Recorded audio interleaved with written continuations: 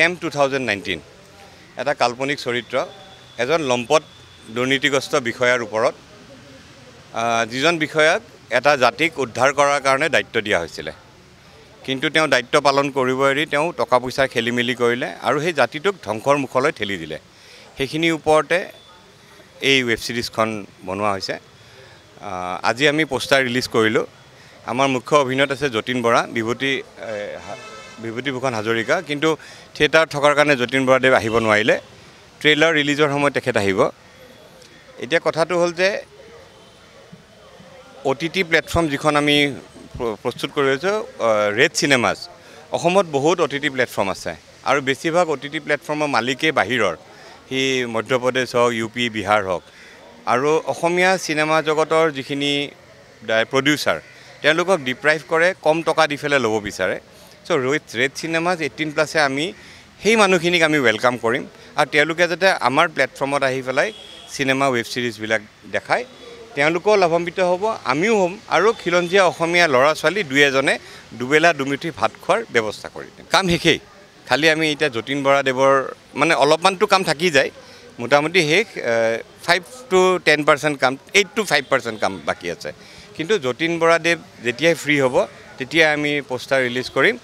trailer release কৰিম আৰু খ্ৰীষ্টমাছত আমি চিনেমাখন মানুহৰ মোবাইলে পাব স্কেম 2019 এটা কাল্পনিক চৰিত্ৰ কাহিনীটো এটা কাল্পনিক চৰিত্ৰ যেনেকৈ অভিজিৎ দাই ক'লে কাহিনীটো তেখেতৰে মই পৰিচালনা কৰিছোঁ তো যিমানখিনি পাৰোঁ বস্তুটো নেচাৰেল ৰাখিব ট্ৰাই কৰিছোঁ মানে ৱেব ছিৰিজৰ ফৰ্মেটবিলাকটো আপোনালোকে দেখিছে চিনেমাতকৈ অকণমান বস্তুবিলাক বেলেগ ধৰণে প্ৰস্তুত কৰা হয় তো যিমানখিনি পাৰোঁ নেচাৰেলে কৰিছোঁ ভাবিছোঁ মানুহে আঁকোৱালি ল'ব চাওঁ মই ৰেড চিনেমাৰ লগতে এজ এ মেম্বাৰ জড়িত হৈ আছোঁ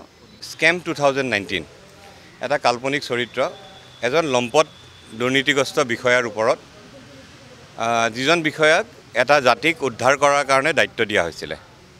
কিন্তু তেওঁ দায়িত্ব পালন কৰিব এৰি তেওঁ টকা পইচা খেলিমেলি কৰিলে আৰু সেই জাতিটোক ধ্বংসৰ মুখলৈ ঠেলি দিলে সেইখিনিৰ ওপৰতে এই ওয়েব সিৰিজখন বনোৱা হৈছে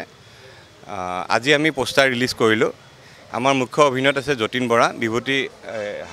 বিভূতিভূষণ হাজৰিকা কিন্তু থিয়েটাৰ থকাৰ কাৰণে যতীন বৰাদেৱ আহিব নোৱাৰিলে ট্ৰেইলাৰ ৰিলিজৰ সময়ত তেখেত আহিব এতিয়া কথাটো হ'ল যে OTT প্লেটফৰ্ম যিখন আমি প্ৰস্তুত কৰি আছো ৰেড চিনেমাছ অসমত বহুত OTT প্লেটফৰ্ম আছে আৰু বেছিভাগ OTT প্লেটফৰ্মৰ মালিকে বাহিৰৰ হি মধ্যপ্ৰদেশ হওক UP বিহাৰ হওক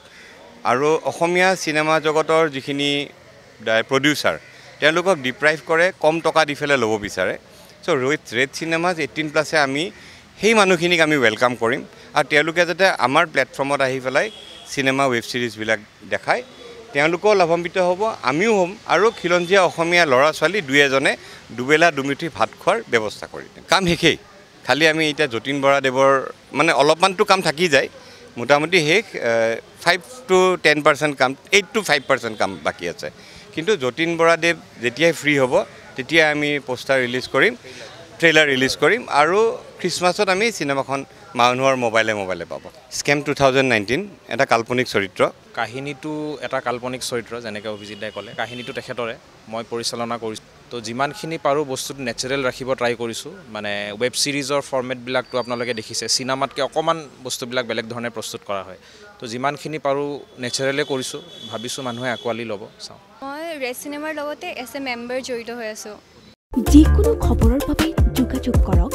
7099017330 অথবা 70990179